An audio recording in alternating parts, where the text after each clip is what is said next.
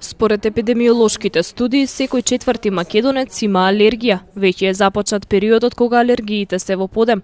Пациентите се јавуваат со симптоми на кивање, течење на носот, печење и солзење на очите. Но лекарите појаснуваат дека не секое кивање представува алергија. Овој период, имаме зголемен број на алергени. Најчестите сезонски алергени се полен трева, полен коров и полен од дрвјата.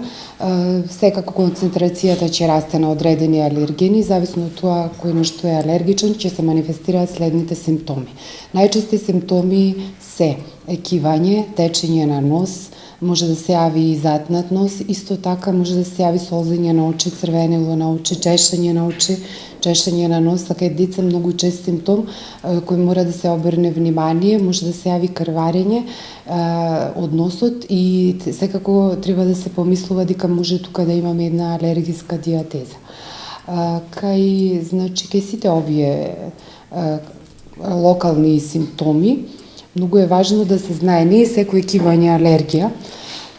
Ако имаме 2 до 3 дена последователни, најмалку по 1 час вакви алергиски реакции, тогаш треба да се помисли дека е алергија, односно да се примети дали при изложување во надворешна средина каде што цветаат одредени растенија се јавува и би изборувала исто така за најтешката компликација, односно состојба алергиската астма. Астмата се јавува како една кашлица, еден визинг, тоа се слуша многу како свирежи, се слушаат исто така еден обструктивен синдром, затоа што при допир со алергените се затвараат дишните стебла и тука се јавува многу невозможен е протокот на воздух и пациентите чувствуваат стегање, тешко дишење, неможност за извршување на секојдневните активности и тоа е доста сложена состојба. Покрај терапиите со лекарства, докторите советуваат пациентите кои боледуваат од некој вид алергија да избегнуваат престој во природа кога концентрацијата на полен во воздухот е висока.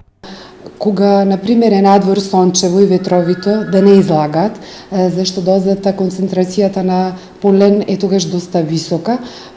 Слободно може да излегуваат кога е после дожд, тогаш многу е ниска концентрацијата на алергените. Исто така, кога се изложени на високи концентрации на алергени, кога е сончево убаво време, се враќаат дома, ако може да се измие веднаш косата, да се сменат облеките. Потоа, кога е ветровито надвор времето, концентрацијата на поленот кога е во воздухот, ако може да се затворат просториите, да се стои во климатизирана просторија, исто така да се внимава на домашните животни, да се држат далеку од тие пациенти што имаат проблеми. Најважно е да се обратат на лекар и да се зема терапија на време. Кај пациентите што веќе знаеме дека се предиспонирани, односно реагираат на одреден алерген, кај нив треба предвремено да се заштитат со одредени лекови. Што значи тоа? Например, ако се алергични на полен липа и пред да цвета поленот од липа, се земаат одредени терапии, антихистамински препарати во вид на таблетка се земаат и зависно од тоа на кој ниво се пројавува алергијата, дали на ниво на очи, на нос, на плуќа, астмата, тогаш треба да се внимава да се користат одредени препарати. Алергијата како болест е поврзана со фамилиарната историја. Поголема е можноста пациентот да пати од алергии доколку некој од неговите родители ги има. Загаденоста на воздухот, пестицидите, модифицираната исхрана се најчестите причини алергијата да се појави во поодминати години од животот на пациентот и без претходна историја на болеста во неговото семејство.